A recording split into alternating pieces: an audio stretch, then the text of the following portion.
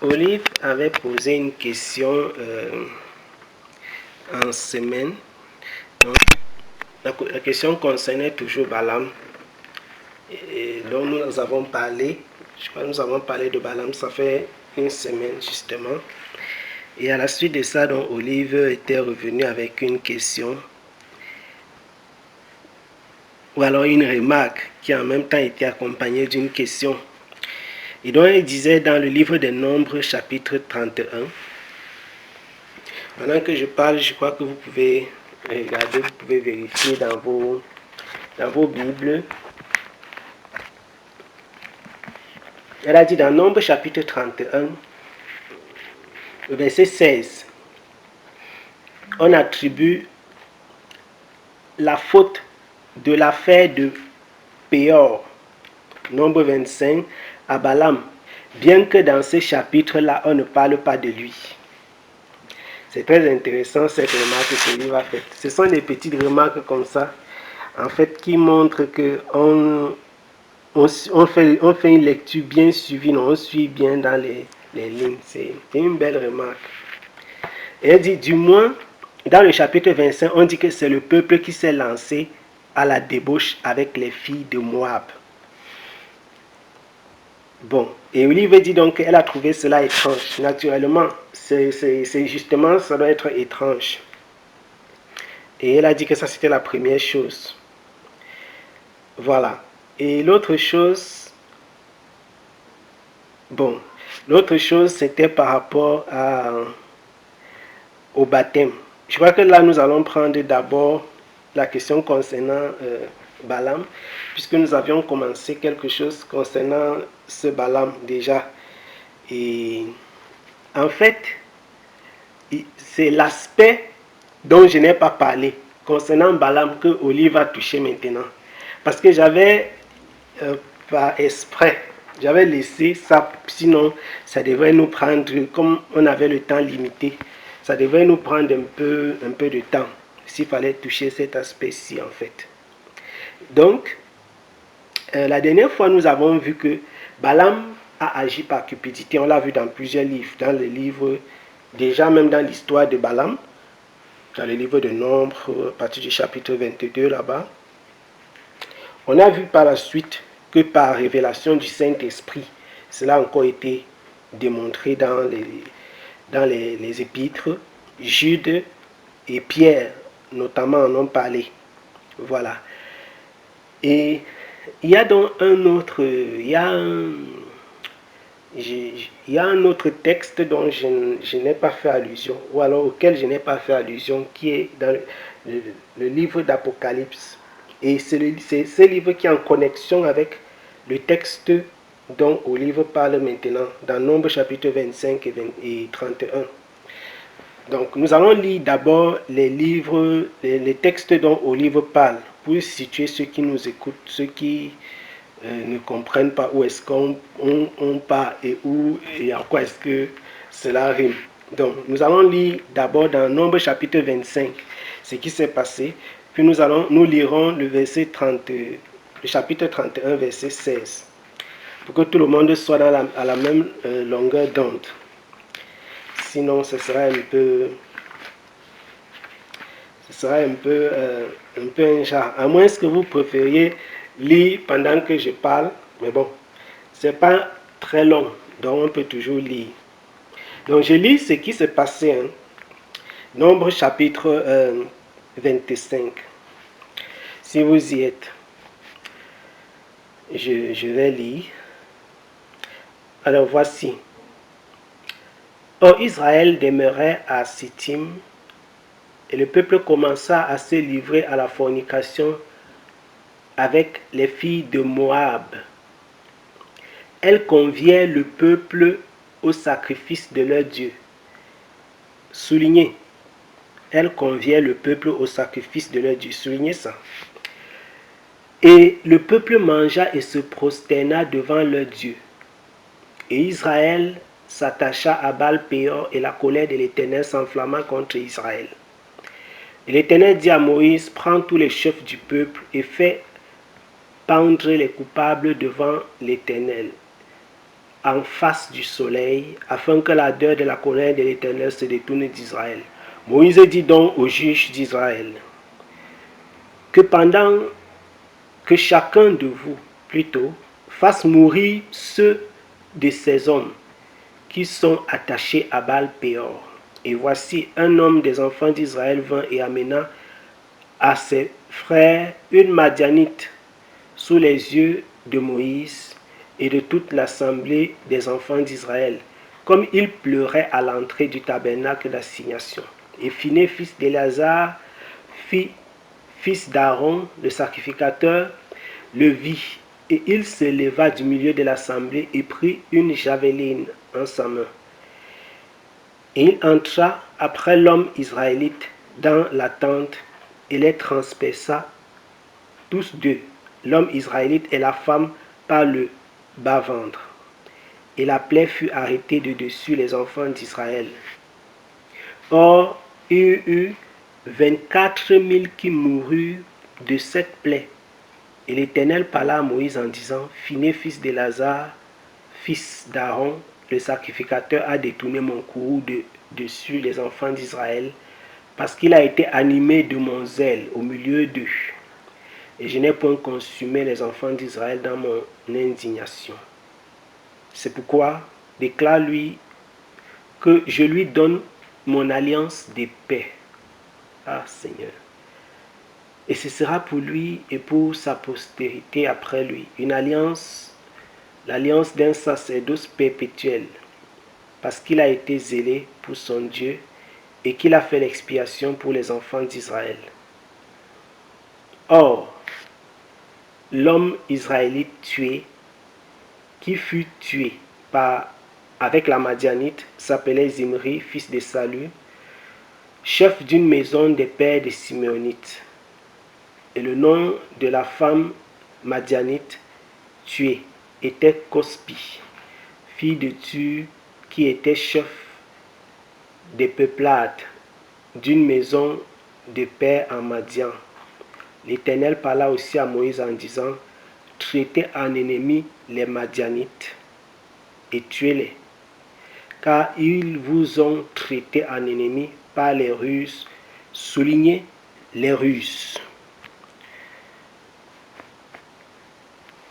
Ils vous ont traité en ennemis par les ruses qu'ils ont employées contre vous dans l'affaire de Péor. Soulignez les ruses. Et dans l'affaire Cosbi, fille d'un chef de Madian, leur sœur qui a été tuée au jour de la plaie causée par l'affaire de Péor. Nombre chapitre 31. Le verset 16 dit ceci. Le verset 16 dit ceci.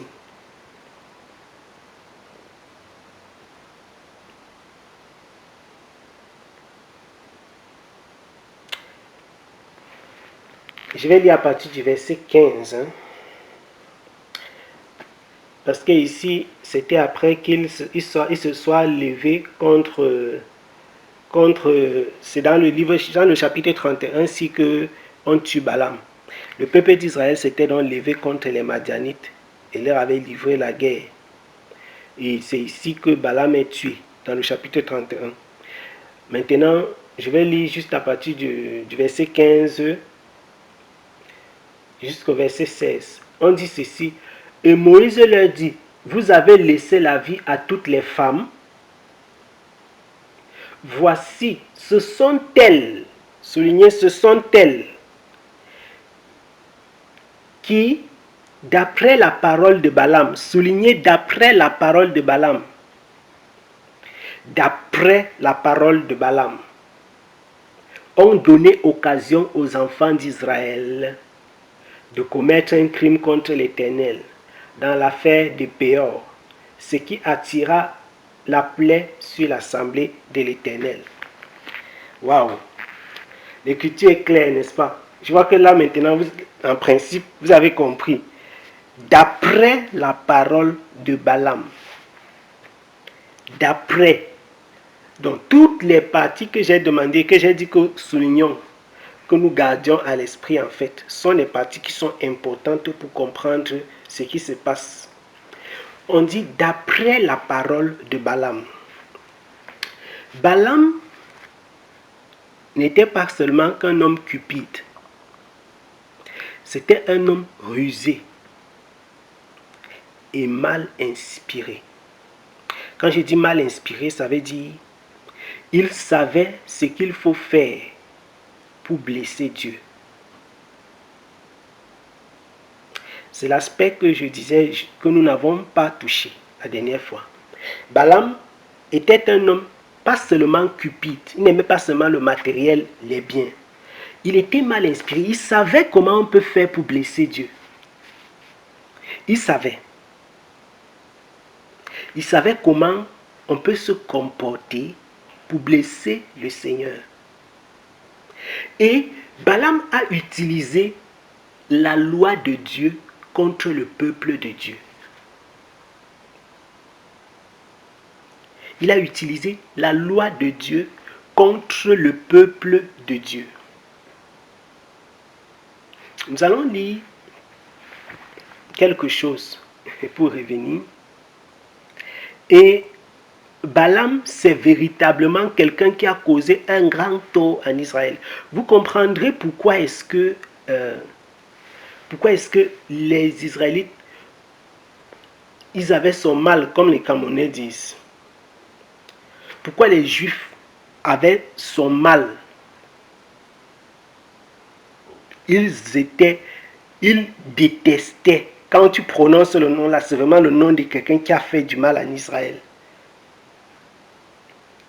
C'est quelqu'un qui a voulu faire du mal. Et il a réussi. Vous imaginez quelqu'un à qui on a demandé de maudire le peuple. Mais il n'est pas parvenu à maudire le peuple parce que la bénédiction de Dieu était avec ce peuple. Et Dieu avait, je vais dire comment, Dieu avait, on appelle ça comment, orienté sa bouche vers la bénédiction. Parce que Dieu lui a dit que tu ne vas dire que ce que je te dirai. La parole, tu ne vas dire que ce que je te dirai. Dans cette parole-là, en fait, qu'est-ce qui se passe? Dans la parole que Dieu a dite à Balaam, que tu ne vas dire que ce que je te dirai, ce n'est pas qu'un commandement. C'est c'est une prophétie qui empêche même à Balaam de dire le contraire. C'est-à-dire, si Balaam même dans son propre cœur, il voulait faire le contraire, il n'allait pas parvenir. Parce que Dieu a dit, tu ne vas dire que ce que je vais déclarer. Donc quand Balaam ouvrait sa bouche, même s'il pense la malédiction dans sa tête, c'est la bénédiction qui va sortir. J'ai dit, même s'il pense à la malédiction dans sa tête, c'est la bénédiction qui va sortir. Pourquoi? Parce que ce peuple, c'est le peuple de Dieu. Nous lisons dans le livre d'Apocalypse, Apocalypse chapitre 2. C'est le texte dont j'ai parlé tout à l'heure. Apocalypse chapitre 2.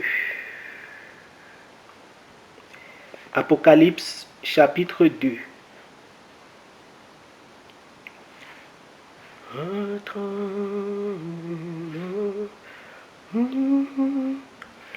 Apocalypse chapitre 2. Nous allons lire la lettre à l'église de Pergame, si vous y êtes. C'est-à-dire à partir du verset 12 jusqu'au verset 14. Nous allons lire une partie de la lettre à l'église de Pergame. Apocalypse chapitre 2, du verset 12 au verset 14. Si quelqu'un peut lire pendant que je... Apocalypse 2, 12 à 14. Si quelqu'un a trouvé.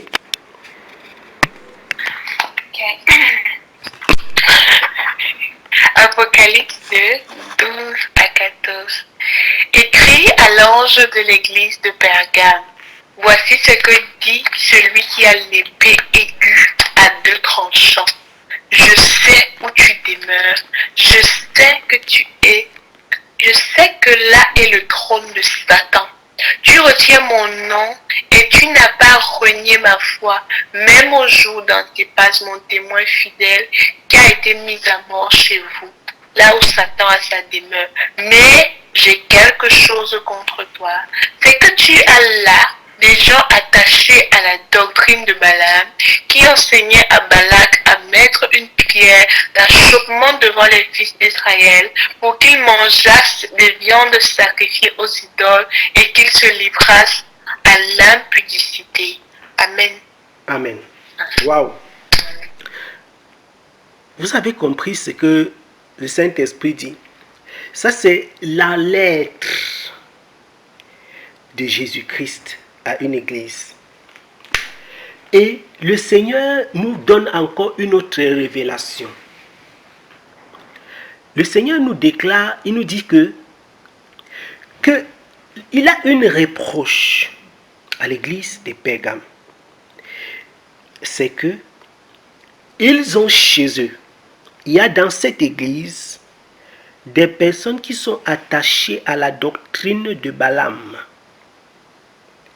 Attachées à la... C'est quoi la doctrine de Balaam? Et c'est donc en quelque sorte ce que nous avons expliqué.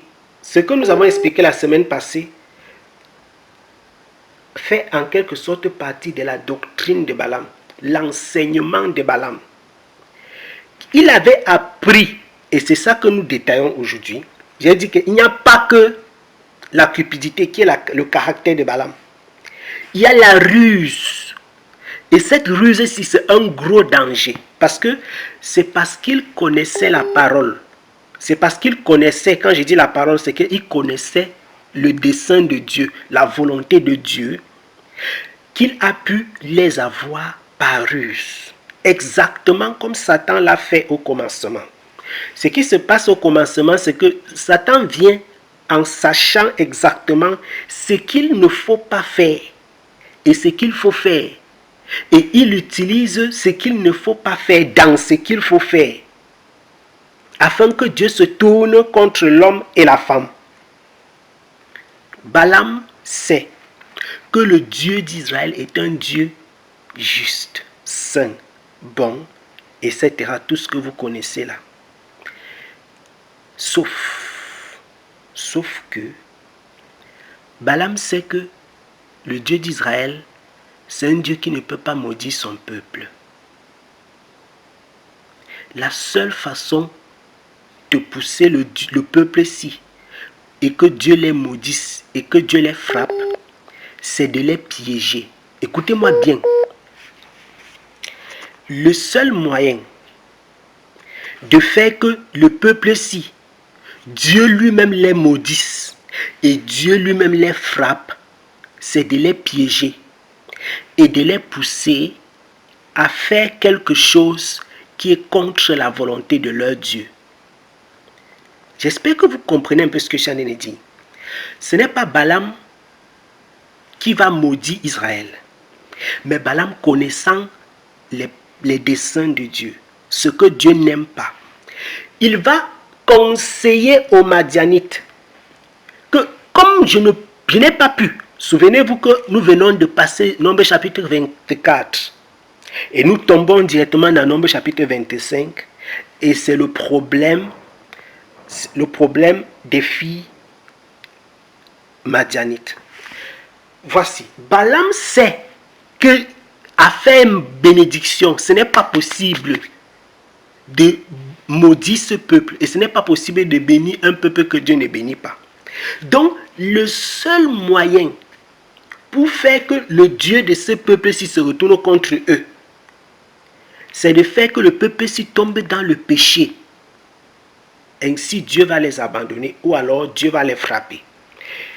Balaam, sachant cela, va donc instruire Balak, instruire les filles madianites afin qu'elles deviennent une pierre d'achoppement pour le cœur des Israélites.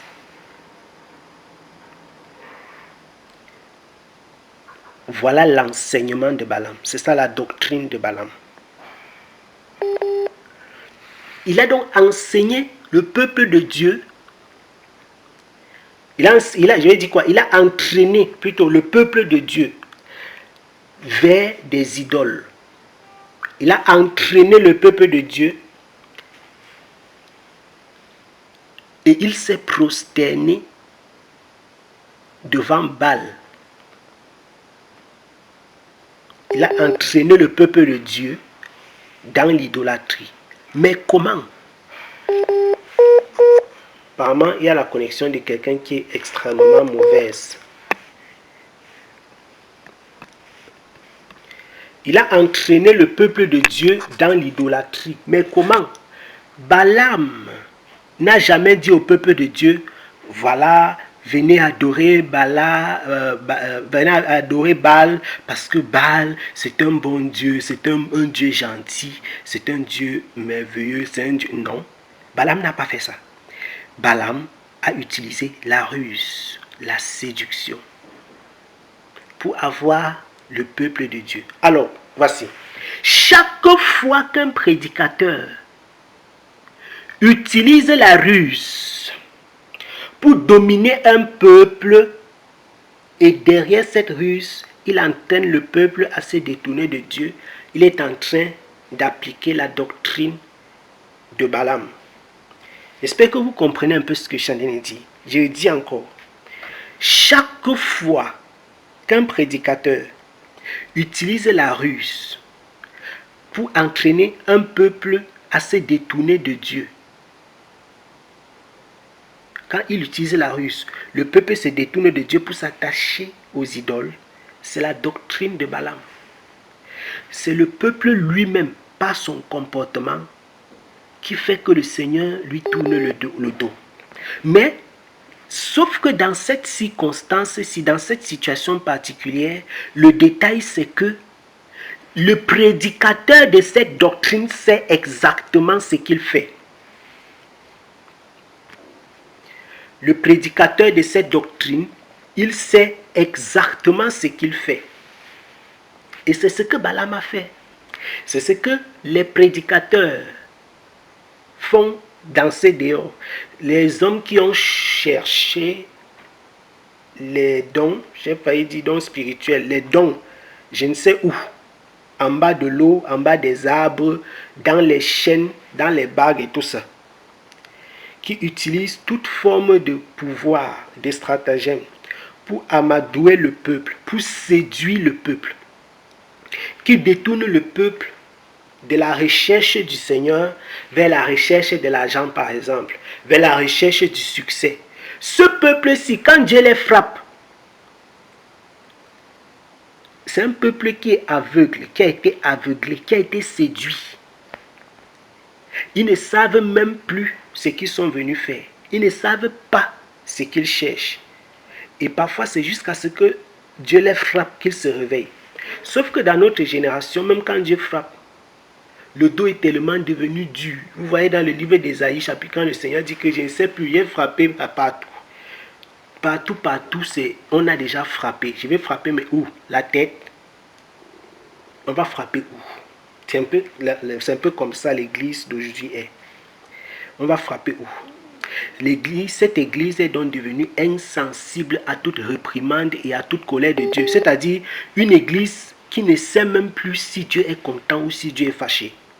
Voilà les caractéristiques de l'église d'aujourd'hui, l'église contemporaine.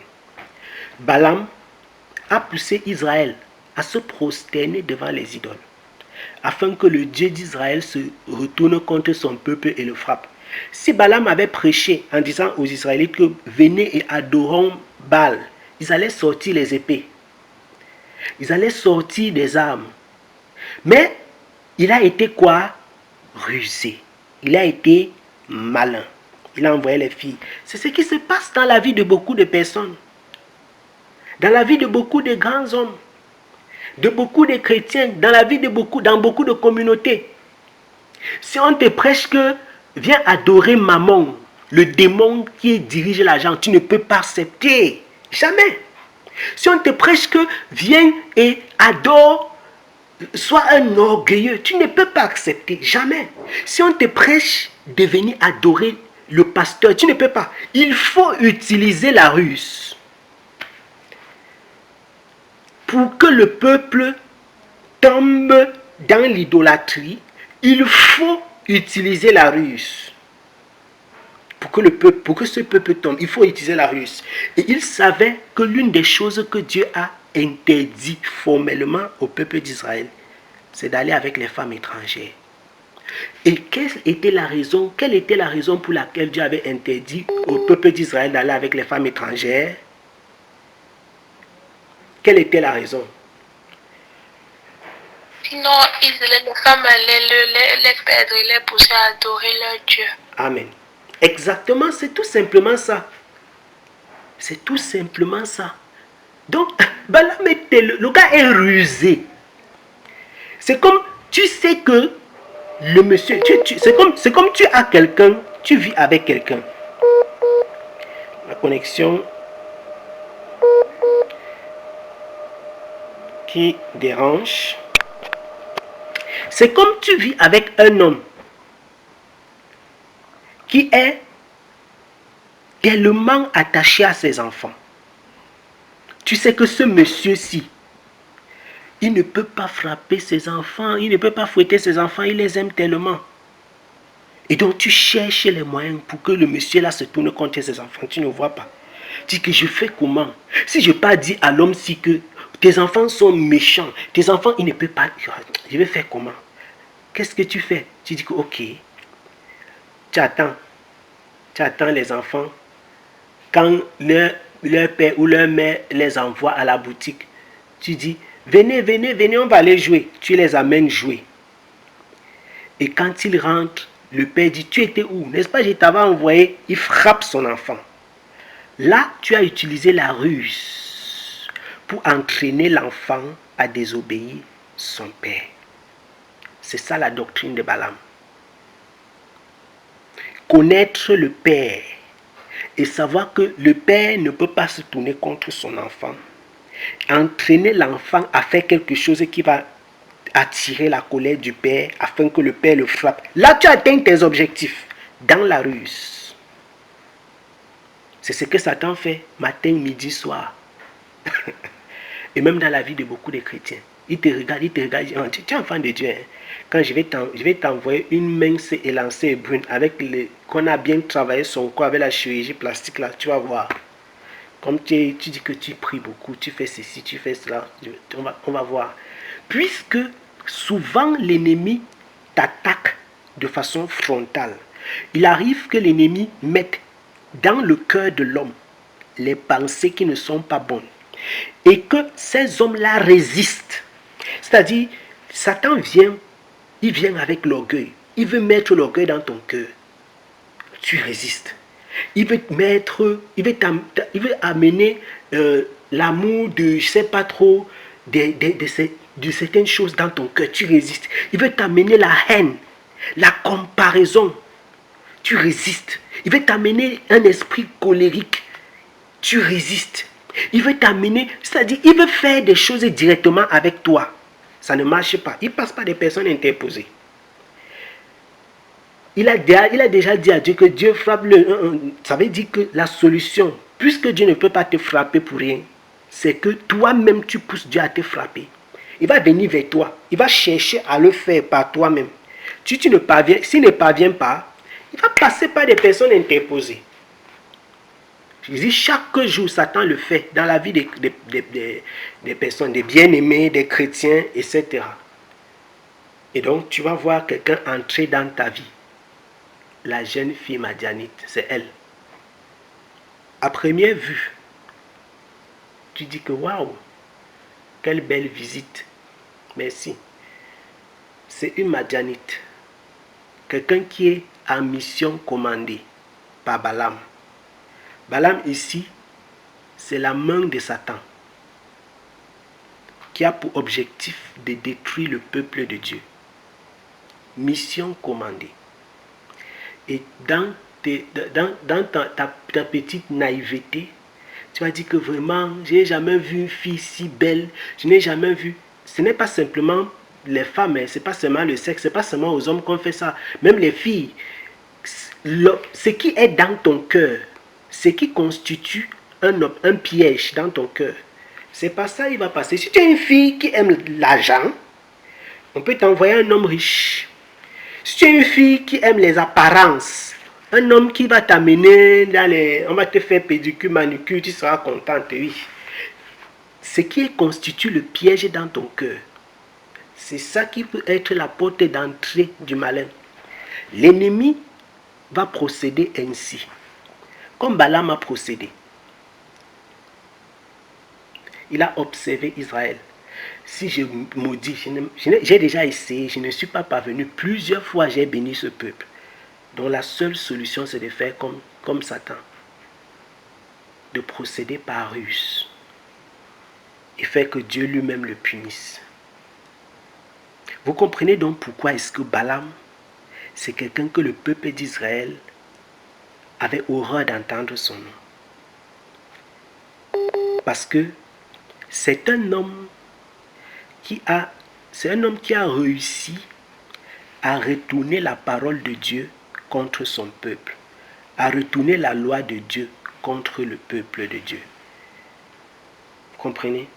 C'est un homme qui a réussi à retourner la loi de Dieu contre le peuple de Dieu. C'est quelqu'un qui a fait la formation des piégeuses. Parti dit à Balak, gars, comme nous avons échoué, il nous reste une option. Balak a dit que, dis-moi un peu, tu parles de quoi? Dit que, gars, le Dieu d'Israël, c'est un Dieu très jaloux. Et si tu veux qu'il frappe ces gens, viens, je vais t'expliquer. Forme-moi ces filles-là. Tu les arranges bien même. Arrange-moi les filles-là. Qu'elles soient bien présentables. Elles vont partir chez les gars d'Israël là. Comme ils aiment bien les filles. Ils aiment, voilà. Quand les filles vont commencer, non, elles ne refusent pas. S'ils draguent, elles acceptent seulement. Et puis, quand toi tu pars pour pécher, quand tu pars pour commettre ce genre de péché, tu dragues, elles acceptent. C'est devenu efficace, c'est ça. Elles acceptent. Elles couchent avec lui. Elles font tout, elles donnent cadeau, comme on dit là au quartier. Après, elle te dit, je suis tellement amoureuse de toi, vraiment. Si tu veux qu'on continue dans l'affaire ici, il faut que tu adores aussi les mêmes dieux. Tu dis que, avec ce que j'ai vu là, non, je ne peux pas refuser ça. Après, je dis non. Quand tu as déjà vu, quand tu as goûté ça, ça t'a plu, tu ne veux plus laisser. Tu dis que, non, je ne peux pas laisser ça comme ça, en si bon chemin. C'est ce qui s'est passé. Ce que je dis peut sembler assez caricaturé, mais je crois que vous comprenez. Et c'est ce qui se passe dans le monde, même si ce que je dis a une forme caricaturée. C'est exactement ce qui se passe. À quelques, je vais dire que quoi, quelques différences près. C'est ce qui se passe autour de nous et ça se passe ainsi chaque jour. Donc, sachant que tel que Balaam a existé, il y a aussi des obstacles, des pièges que l'ennemi utilise dans nos vies. Il y a nos filles madianites. Donc il faut détecter je vais dire quoi? Quelle est ta fille madianite? Je vais dire, quelle est la porte par laquelle la fille madianite peut entrer dans ta vie? Ça veut dire, quel est l'obstacle? Quel est le problème dans ta vie qui peut te pousser toi-même à attirer la colère de Dieu sur toi?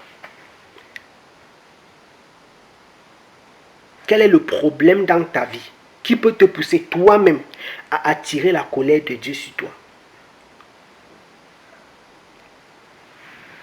Après cette affaire, le peuple d'Israël avait compris. Combien sont morts? Beaucoup. Des dizaines de milliers. 24 000, c'est beaucoup.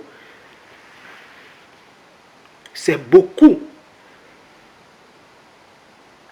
Pour vous faire un peu un état. Lorsque le peuple d'Israël s'est fait une idole, 3 000 sont morts. Ici, 24 000 sont morts. Ça veut dire que 8 fois plus. C'est une chose grave. l'idolâtrie, c'est une chose grave. Quand le peuple, et vous comprenez pourquoi on parlait de prostitution, parce que l'idolâtrie est assimilée à la prostitution.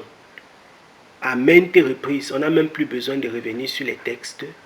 À maintes reprises, vous pouvez aller lire Ézéchiel chapitre 16, je vous donne juste cette référence.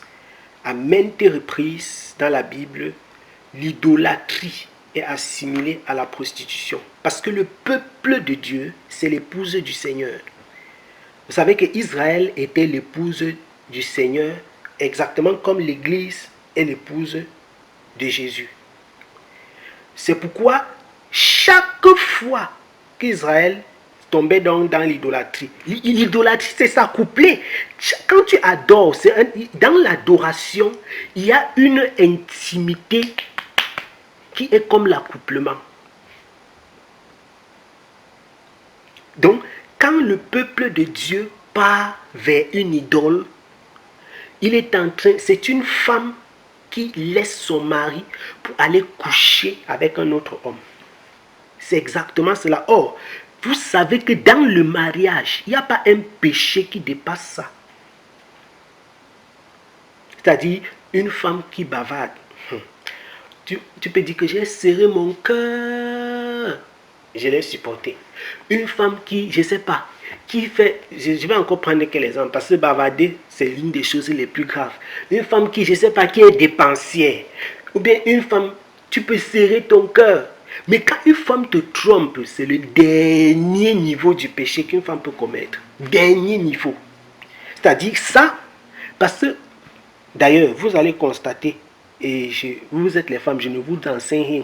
Les femmes ne couchent pas avec les hommes comme les hommes couchent avec les femmes.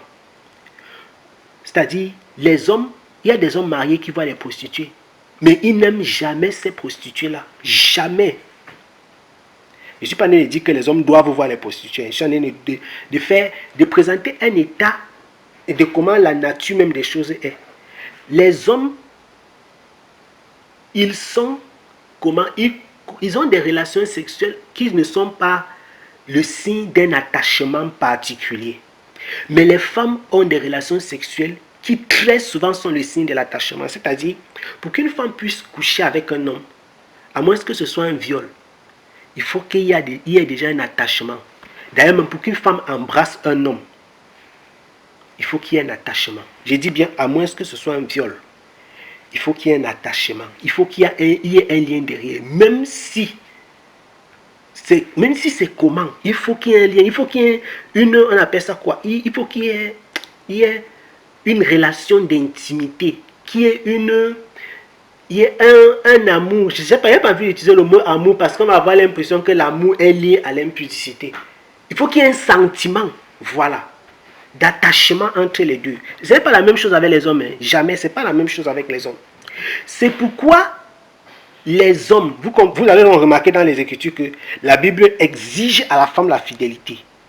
La Bible exige à la femme, il ne faut pas transvestir. Je connais qu'il y a les clients, il y a l'effort pour travestir. Écoutez et comprenez ce que je dis.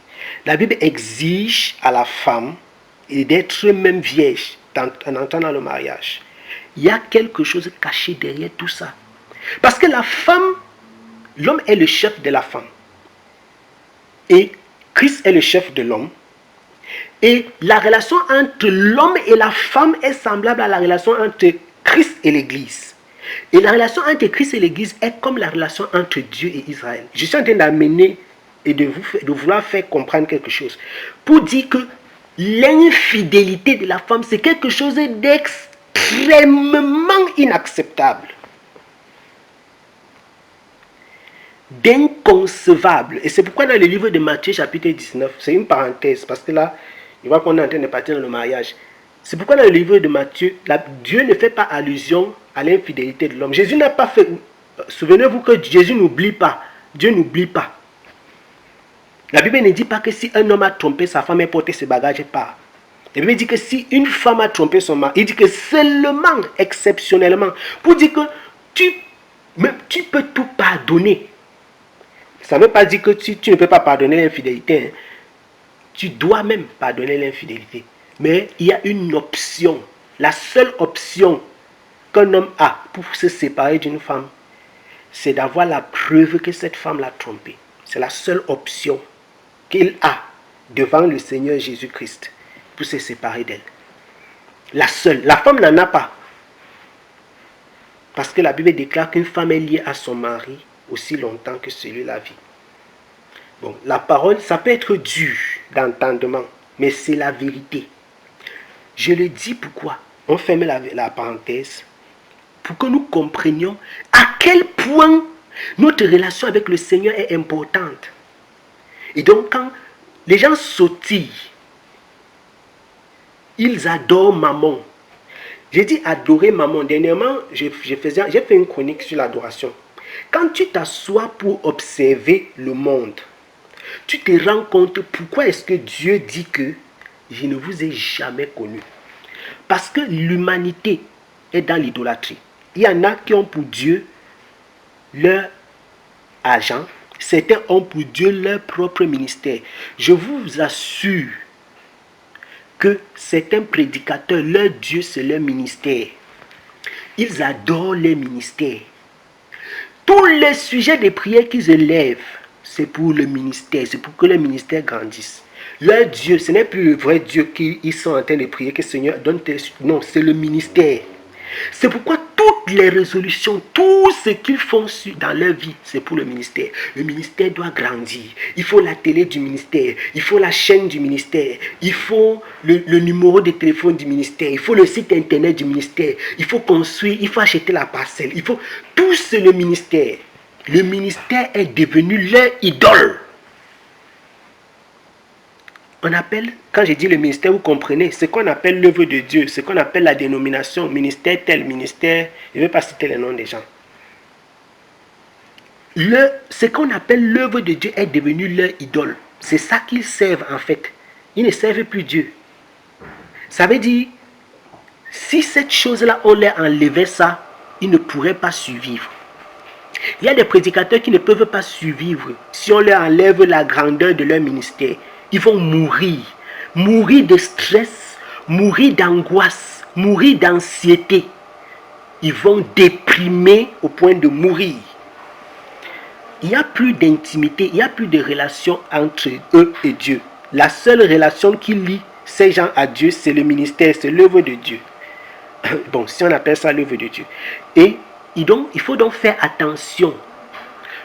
Lorsque une chose devient plus importante que le temps que toi-même tu restes comme ça, tu regardes le Seigneur, tu regardes ta relation avec le Seigneur, rien ne doit être plus important. Et comment savoir que certaines choses deviennent plus importantes? Simplement je vais dire quoi? Le temps que tu donnes, ou encore l'amour, l'affection, l'entrain. Comment est-ce que tu... C'est ça. C'est ça.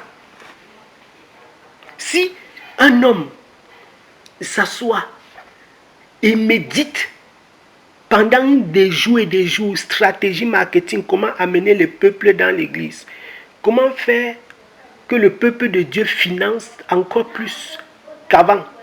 Tu peux faire des heures et des heures, faire des cours de marketing, faire des cours de ceci et cela, parce qu'il faut avoir un peu plus, gagner plus, comment soutirer toujours plus au peuple. Pourtant, tu prends quelques minutes pour préparer, entre guillemets, ce qu'ils appellent le sermon du dimanche. Mais quand c'est pour le marketing, non, tu ne t'amuses pas. Ça, tu prépares ça. Vous comprenez? Tu es en train de servir maman. En réalité, dans ta vie, de façon normale, tu penses que tu es en train de servir Dieu. Mais si tu prends, on te scanne, toi-même, tu vas comprendre que tu n'es plus avec le Seigneur. Tu es avec Satan. Tu es avec maman. Donc, il faut véritablement faire attention en tant que peuple de Dieu. Il faut véritablement faire attention en tant que peuple de Dieu. Pour ne pas laisser Balaam te pousser à attirer la colère du Seigneur.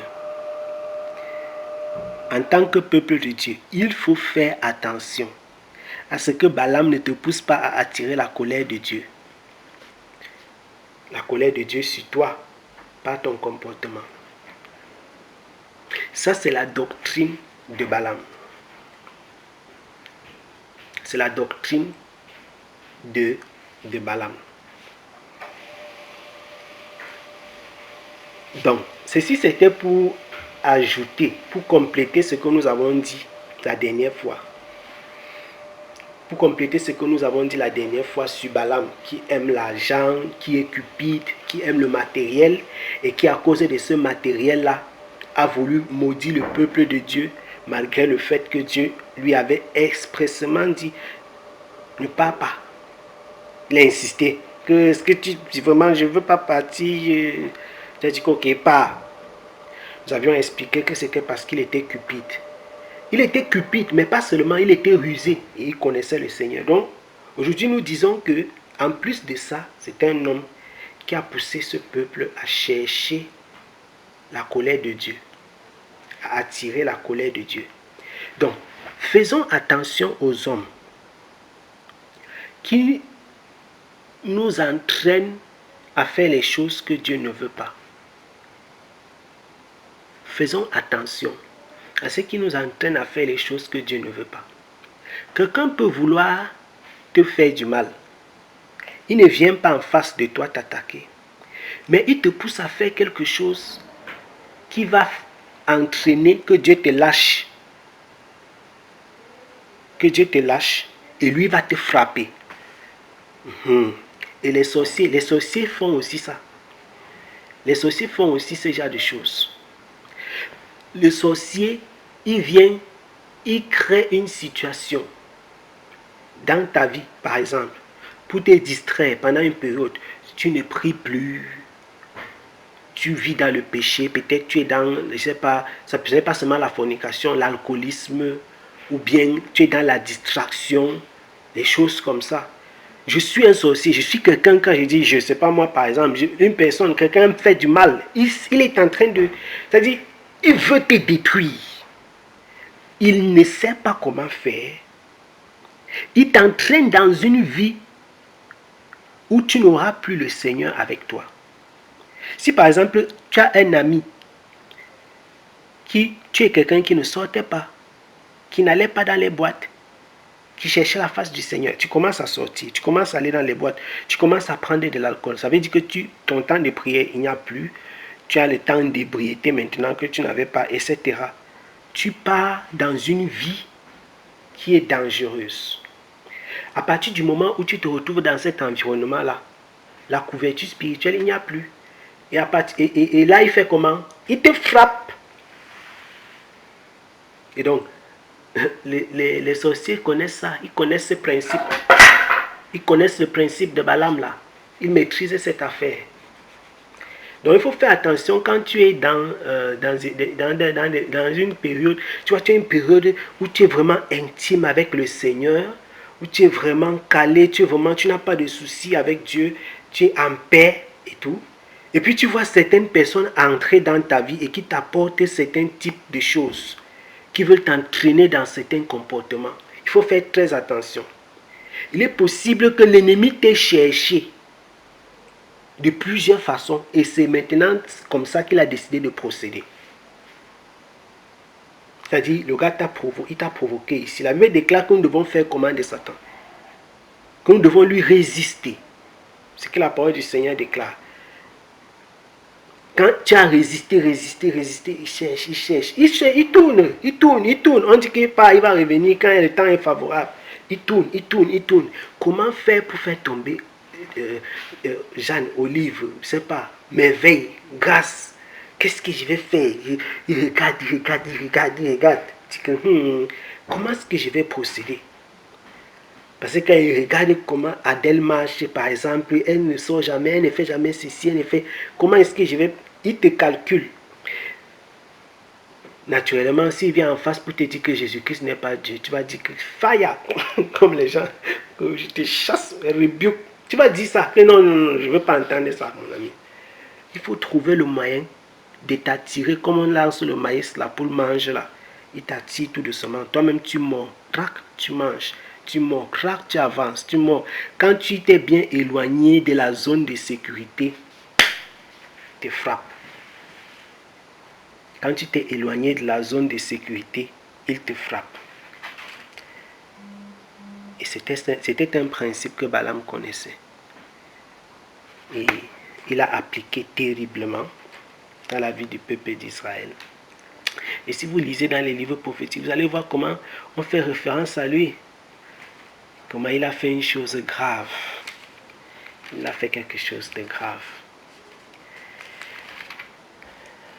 Ça nous enseigne et évitons. Nous devons fermer les portes. Nous devons fermer les portes d'entrée des agents de Balaam dans nos vies. Nous devons éviter de laisser entrer dans notre vie des personnes qui vont nous pousser à adorer les idoles. Adorer les idoles ne veut pas forcément dire que tu te mets à genoux.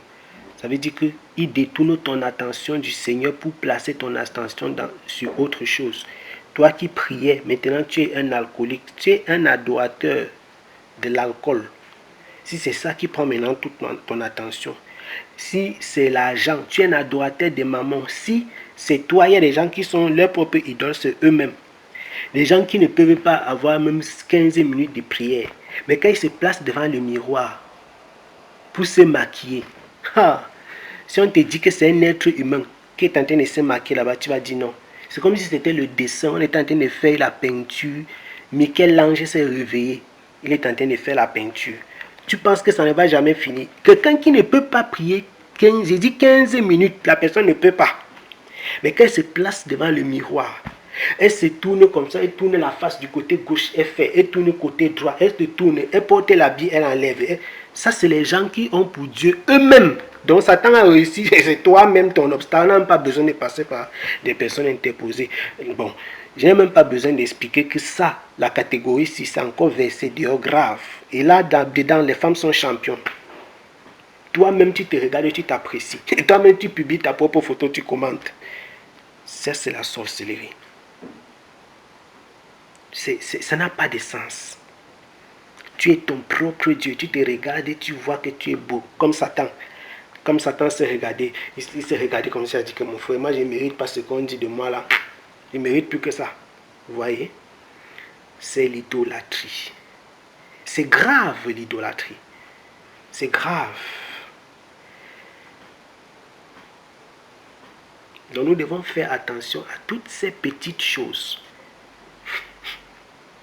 Nous devons faire attention.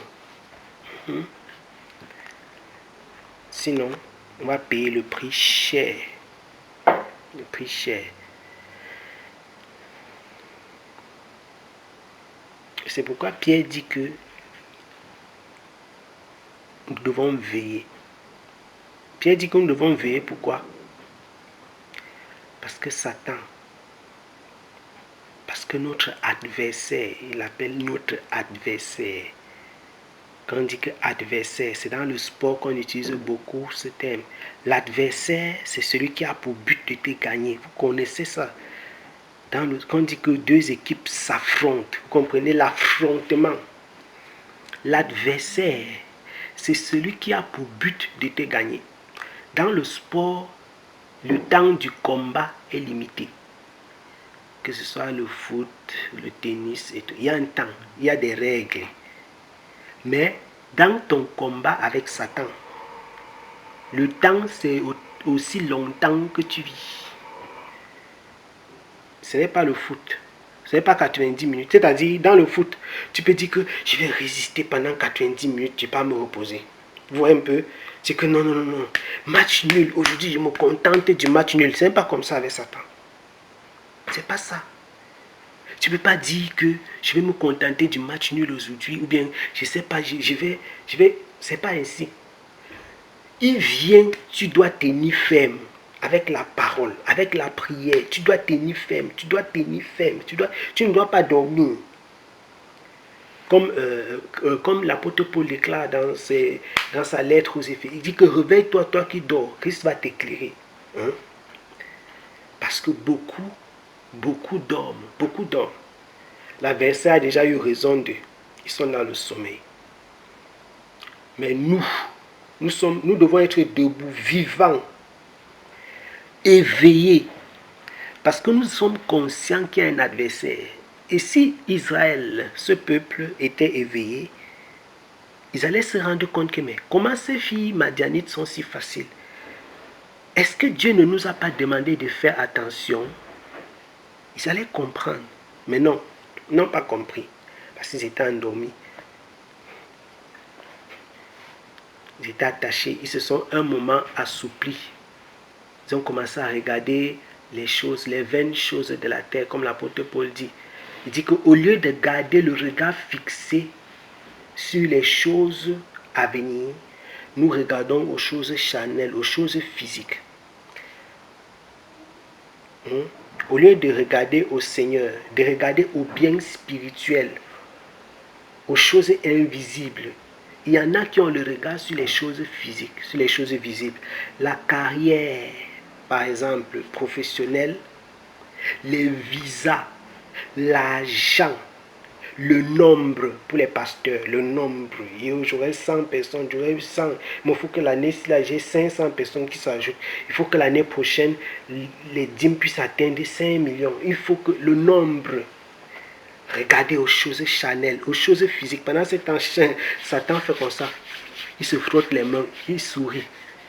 Que je vous ai eu. Mais pendant ce temps, toi aussi, tu es là, tu dis que tu pries, tu cherches. Non, tu t'es détourné de la réalité. Tu t'es détourné de la réalité. Tu t'es détourné de la vérité. Pas de la réalité. Tu t'es détourné de la vérité. Parce que dans ta réalité, tu crois que tu es en train de faire toujours avec le Seigneur. Pourtant, ce n'est plus le cas. Et comme notre adversaire, le diable, rôde, quand il se rend compte que tu t'es donné, qu'est-ce qu'il fait? Il frappe. Qu'est-ce que les fauves font dans la forêt? Qu'est-ce que les prédateurs font? Pour ceux qui regardent un peu les chaînes où on parle de nature, etc., généralement les prédateurs, certains prédateurs chassent à meute, d'autres non. Et même ceux qui chassent seuls, qu'est-ce qu'ils font quand ils attaquent même un groupe, une troupe de proies? Souvent, ils ciblent une proie et quand ils attaquent la troupe, leur objectif c'est d'éloigner la troupe de la proie qui a été ciblée. Ainsi donc, chaque fois que tu t'éloignes du Seigneur, qu'est-ce qui se passe? Tu te rends accessible à celui qui rôde. Puisque nous sommes les proies de l'ennemi. Nous sommes les proies de l'adversaire. Et donc, quand il veut attaquer, naturellement, il frappe celles qui se sont éloignées. Et on s'éloigne de quoi? D'où? Et de qui? De Dieu. Du chemin. De la vérité. Sur le chemin, la vérité et la vie.